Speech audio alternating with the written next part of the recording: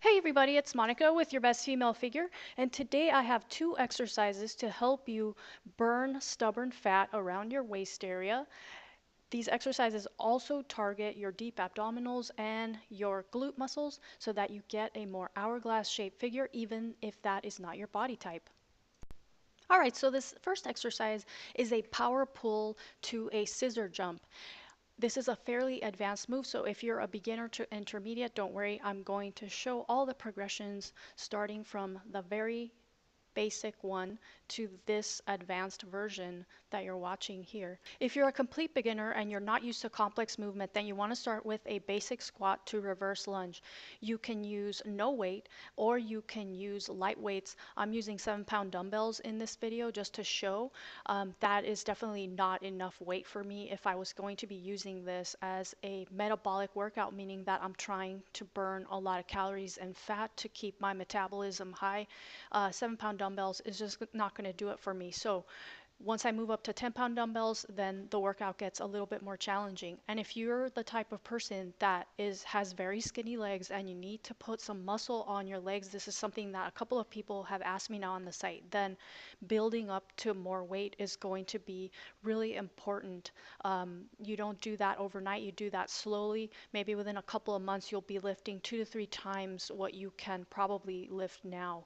Now, once you work up to 15 or 20-pound dumbbells, then adding more weight on top of that isn't really going to help you. What you really want to focus on at that point to continue to burn more fat and calories is to make the movement more complex, which is what we're doing by alternating that heavy weight from side to side. And then we're going to add all that other movement that you're going to see with the sand bell to make the exercise a lot more challenging, but so that it doesn't start to bulk up your core or your thighs. So this is an area that a lot of women, they reach a certain point of muscularity and then they're happy with it. But then if they continue to add weight, they do start to bulk up. You can bulk up, even though you hear a lot of experts tell you that you cannot. You really can. And women do come to my site and complain about that quite a bit, about getting muscular and then not being able to lose that bulk. So you want to be able to burn the fat without building that bulk. All right, now the next exercise is a very dynamic plank. And again, if you're a beginner, don't worry. There are many progressions that you can work on until you build up to this more advanced move.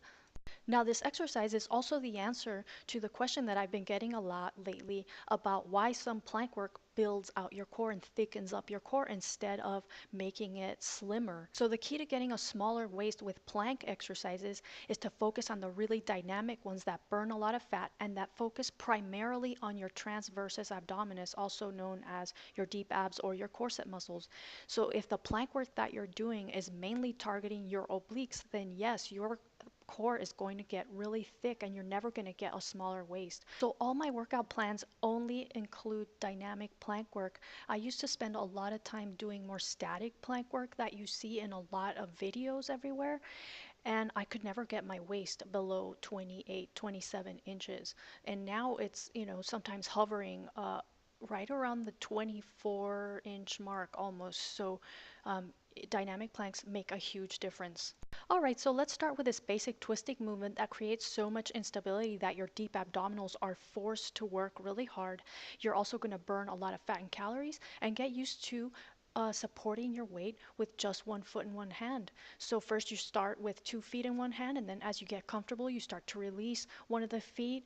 And then as you start to get really comfortable with this, you progress it to a mountain climber to single leg down dog, which also targets the glutes and burns even more fat. And then once you are comfortable with that, you can add the squat thrust and up to a jump, to standing, and then keep going with this exercise to make it more complex. And that way you're burning a ton of fat and calories, but also targeting those deep abdominals so that you get that waist cinching effect from the inside out.